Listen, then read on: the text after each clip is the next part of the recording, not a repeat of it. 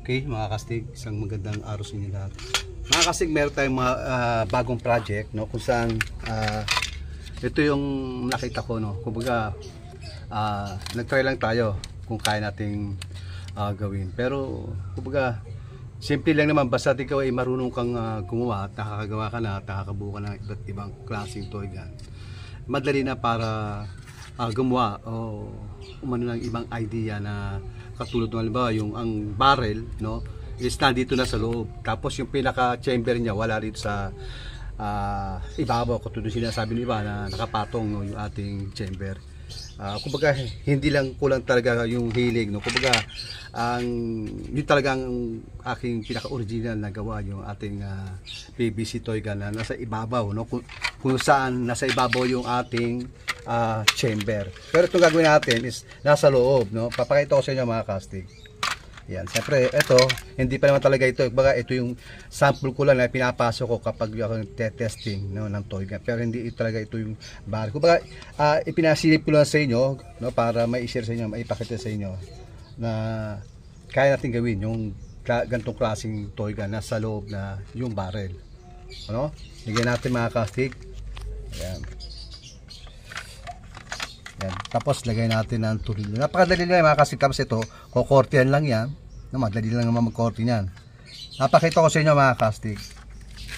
Yan. Kailangan ako, kahit ako makabuo nito mga kastig, hindi ako magbebenta nito ng ganito, no? Kasi gawa nga na siyempre, unang-una, hindi pa natin nasusubukan. O siyempre, naninigurado na tayo sa safety. Yung bang seguridad nung ano. Hindi ko masyado higpitan kasi sample naman to, no? Kulang-kulang yung tornilyo natin eh. Ayan, lagay natin dito. Tapos wala pa yung lock, no, yung dito, yung sa magazine.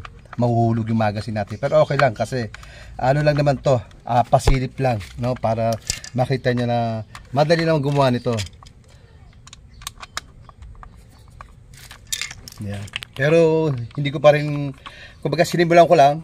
Siguro pag may time gagawin ko to, kumbaga tatapusin natin kasi marami pa tayong dapat na gawin, yung mga request, no, na mga nagpapagawa sa atin.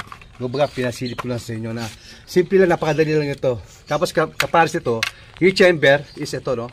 Ayan, ikinabit ko na yung pinaka yung igniter niya. Dapat ang trigger niya nandito, ikinabit ko lang dito, no. Kumbaga sample lang.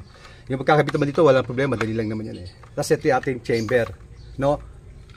Yan. Kaya hindi po nagawa ito kasi pwede naman po, siyempre, meron mang madali naman gawin itong mga ganitong klaseng mga toy gun. Yan, lagyan natin itong nilo. Kasi nakabukas siya, no? Kasi gawa nga na kailangan natin ito nilo para medyo umikom siya. Pero madali nito mga casting, hindi naman mahirap gawin ito. Hindi ko pala siya hinihigpitan. Ayan. Papasisilip ko lang sa inyo yung panibago natin project. Tatapusin ko lang muna yung mga pinagawa, yung mga order sa akin na mga PVC, no, yung pump saka yung ating butane, no. Ito yung pinaka, kung mapapansin nyo, ito yung ating butane. Yung dito lagay yung butane, ito may check valve natin, tapos dito dumidiretso. Ito naman yung pinaka sanggay niya, no. Puro yan, hindi yan yung lalagyan lang natin ng PVC, tatakip. Puro siya hanggang dito yan. Kaya, kumbaga, matibay yan. Tapos ito naman, mga kastig, ito naman kung saan, ito yung ating, kumbaga, gusto natin linisin. Siyempre, dati yung panahon na magkakaroon ng unido yan, yung, kumbaga, yung mababalutan yung dalawang solid kung saan nag-spark. Lilinisin natin, papasukan natin ng ano yan, ng isang bagay na miliha para malinis yung ano, para malaya pa rin siyang lumakas pa rin o malayang mag-alpas ng kuryente. Ayun po yan. Kung kapasin nyo, pakita ko sa inyo, meron pong kumikislap sa loob. Ayun. No, hindi kita, no, kasi gawa ng maliwanag eh. Pero okay po yan. Ayan, ganyan po yan mga kasigno. Tapos pabalik natin. Madali lang po yan eh, kasi ito yung dating sinasabi sa akin ng iba na ang kaya ko lang daw gawin ay yung patong. Hindi po, madali lang po yan. Siyempre sa loob po ng mag-apat na taon na po tayong gumagawa ng ganito. kaya napaka-imposible hindi po natin kayang gawin yan po. Kaya lang, siyempre, medyo hindi po ako ganun ka-kumbisido sa ganitong ano. Iba po siyempre, nagbebenta, kanya-kanya po lang ano yan. Kaya siyempre ako gusto ko lagi safety yung gagamit. Kahit sabihin natin, okay, siyempre mas gusto ko, hindi ako kasi kutut ko. Masyado akong pag nagbebenta ko, nag-aalala rin ako sa maaaring mangyari. Ano po, kasi siyempre kailangan pulido talaga. Kaya katulad po nito, wala po problema dyan. Yan po, itatakpan lang ng kokortean. Ito yung bat. Kokortean lang yan. Lalagyan natin ng parang cover dito, no? Para magmukha siyang, yung pinakapuluhan. Parang ganito, no, mga kastig. Ayan. Yan, kumbaga, kagayahin lang natin ito rito. Itong style na to. Tapos, ito, lalagyan natin ng sahod para dito. No? Para pagpupus ito, lalagyan natin pagkasala dito. Meron dito susundot dito na kung saan magpupus dito. No, mga kastig. Madali lang yan, mga kastig. No, kaya lang siyempre mas gusto ko yung talagang gawa ko. Ito naman, wala pa problema rito. Ipupus lang natin ito rito, no, para magkasya ito. Ayan. Para magkasya po yan, mga kastig, sa loob. Ayan, ganyan lang yan. Tapos, pag ikakas ako, gagawa ko ng kasahan dito, nandiyan po yan, bolt action.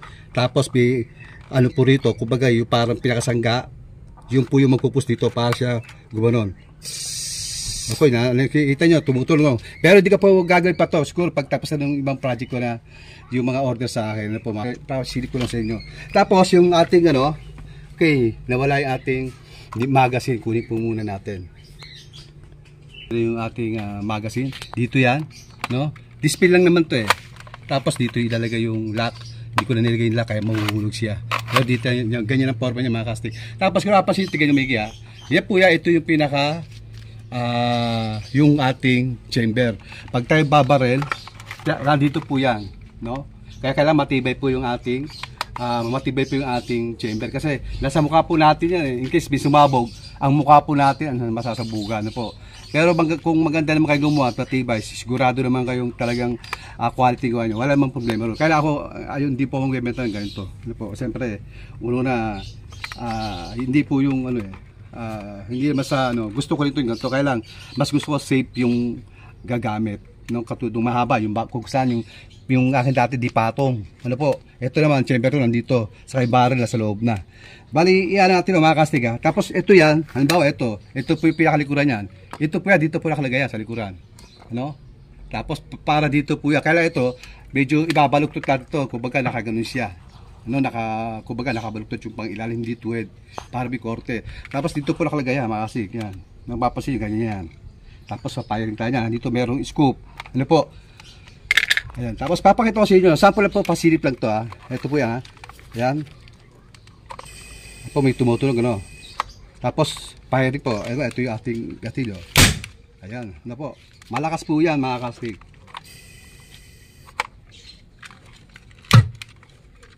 Okay.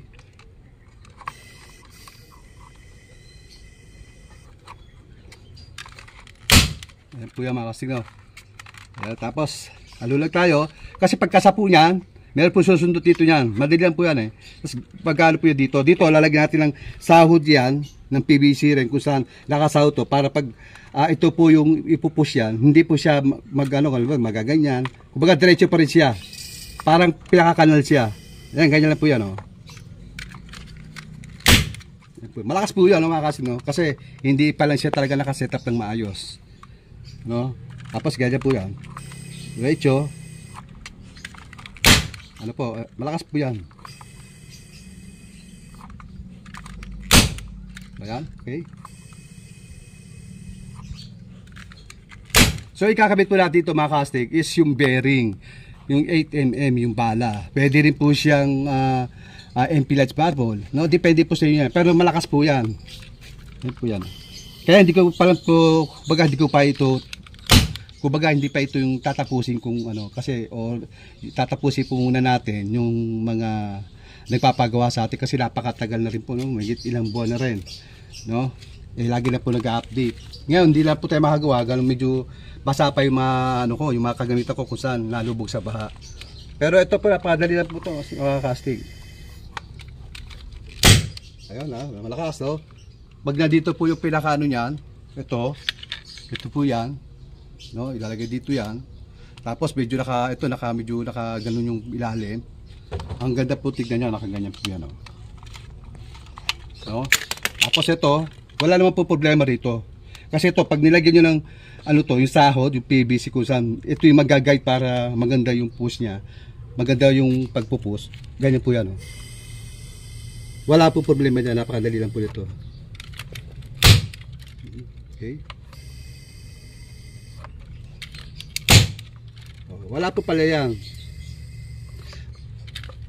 Kaya ang kailangan po natin, para hindi po mamalya, siyempre kailangan po natin, yung ating igniter, kailangan po yung presya, yung malakas. Hindi po yung palyado. Kaya lang po na mamaya, katulad, natanggal po siya, hindi siya nakakabit talaga. Ano po, ayun siya yung chamber niya. No? Pag ilagay natin, ipipix natin yan dito. Wala na pong kasingaw-singaw yan. No? Kumbaga, pinakita ko lang sa pinasilip ko lang sa inyo, para makita niyo yung pinakakabuuan itong ganitong klaseng laro. Maganda rin siya, oh. Nandito yung barrel niya. Tapos meron siyang ano rito, pot. Ito yung pinakasakbata dito. Tapos ito, kukoberan lang natin. Ganito po yung itsura, gagayahin lang natin to para makoberan to. Tapos lagyan konting design. Na po. Tapos lagyan natin ng ano rito, pag kinakasa, yung pantulak dito, yung pupus dito sa mismong butane. Yan po, ganyan yan. Oh, napakadali lang po yan, mga kastig. Oh, di ba, malakas po yan, hindi po yan yung ano. Okay. Yan po, hindi pa, kumbaga ito hindi pa siya nakapix, ano. Kaya medyo ano siya. Ayan. Mga kastig, malakas po yan. No, ganyan ang style niyan. Ang forma niyan. Tapos ito nakabaluktot itong ilalim, nakaganon. Po, pag nakulay nyo ng kulay itim yan, maganda po yan. Tapos meron tayong scoop dito na nakalagay. Ano po, mga kastig, ito, kukubera lang natin yan. Ganito forma niyan. Ayan. Pali PVC rin pinalagay natin dyan. Ganito gagawin natin para maging ganito yung tsura. Ang gagawin lang natin dito, patudong sinasabi sa inyo, lalagyan natin ang ukayan dito, no? Kung saan yung, para yung ating volt action maka-move, no? Pabalik at yung pasulong. Tapos, yung meron tayo, lalagyan tayo dito ng pampus dito, kung saan pag ino natin, tutulak dito. No? Parang ganito yan, mga kastig. Tutulak dito yan.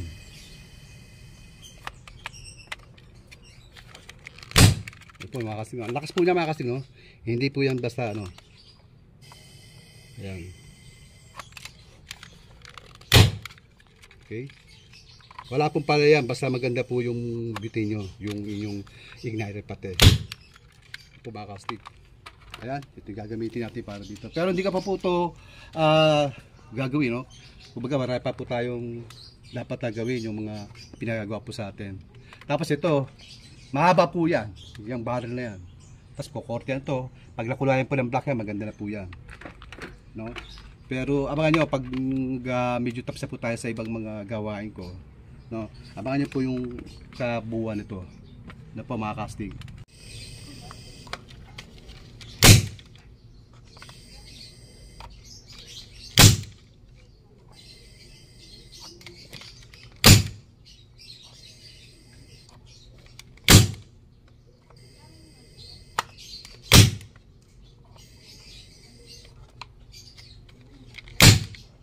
Okay, walang palyado, mga kastig. Okay na po yan.